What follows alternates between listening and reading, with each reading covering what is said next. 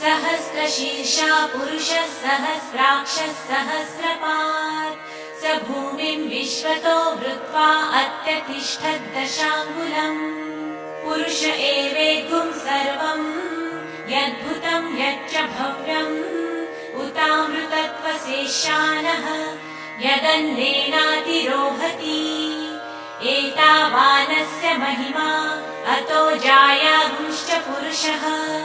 पादोऽस्य विश्वा भूतानि त्रिपादस्यामृतं दिवि त्रिपादूर्ध्व उदयपुरुषः पादोऽस्येहा भवात् पुनः ततो विश्वं व्यक्रामत् शासनानशनेऽभि तस्माद् विराड जायत